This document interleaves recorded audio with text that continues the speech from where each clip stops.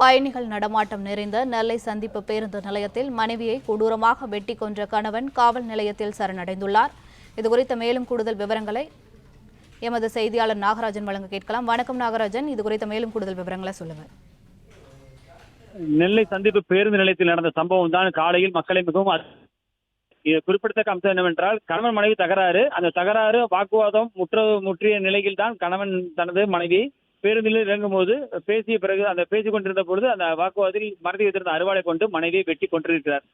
இந்த சம்பவத்தில் என்பது நெல்லை சந்திப்பு பேருந்து நிலையம் எப்போதும் பரபரப்பாக இருக்கக்கூடியது. குறிப்பாக ஞாயிற்றுக்கிழமை என்பதால் குடும்பமாக மக்கள் வந்து செல்லக்கூடிய அந்த சந்திப்பு பேருந்து நிலையத்தில் மாற்று திட்டத்தின் கீழ் கட்டப்பட்ட இடத்தில் அந்த கட்டப்பட்டிருப்பதால் எப்பவுமே பரபரப்பாக இருக்கும். கூட்டம் அதிகமாக இருக்கும். எப்போதும் மக்கள் இருந்து கொண்டு மற்ற பேருந்துகளுக்காக காத்து கொண்டும் இருப்பார்கள்.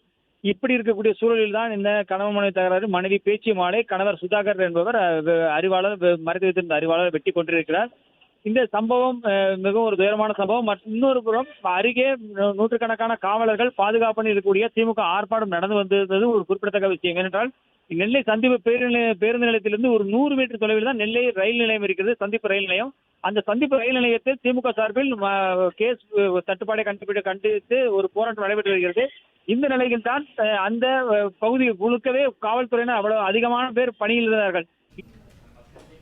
பிளே ஸ்டோர் மற்றும் ஆப் ஸ்டோரில் இருந்து பாலிமர் செயலியை QR கோடு மூலம் பதிவிறக்கம் செய்யுங்கள்.